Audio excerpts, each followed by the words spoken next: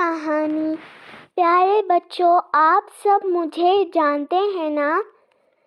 ارے بھائی، آپ اپنی کاپیوں پر مجھ ہی سے تو لکھتے ہیں۔ ہاں، ٹھیک سمجھے آپ۔ میرا نام پینسل ہے۔ آج میں آپ کو اپنی کہانی سناتی ہوں۔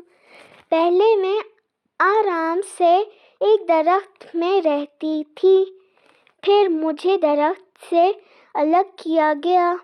مجھے بہت دن تک ٹھنڈے پانی میں بھگویا گیا، پھر مجھے تراشا گیا اور میرے جسم میں سکہ داخل کیا گیا۔ سکے کی نوک سے ہی آپ لکھتے ہیں۔ پھر مجھے بہت سارے رنگوں میں ڈالا گیا۔ پھر میں دکانوں سے آپ تک پہنچی۔ میں لکھنے میں آپ کی مدد کرتی ہوں، آپ کے بہت کام آتی ہوں۔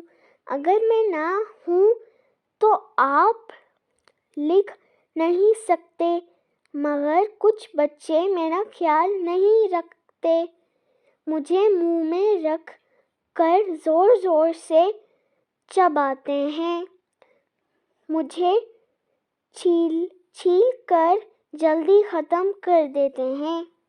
کچھ بچے میری نوک دوسروں کو چبھوتے ہیں۔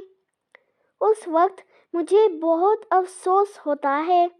اسی طرح مجھے ادھر ادھر اچھالنا اور پھینکنا بھی بری بات ہے۔ اچھے بچے وہ ہیں جو اپنی چیزوں کا درست استعمال کرتے ہیں۔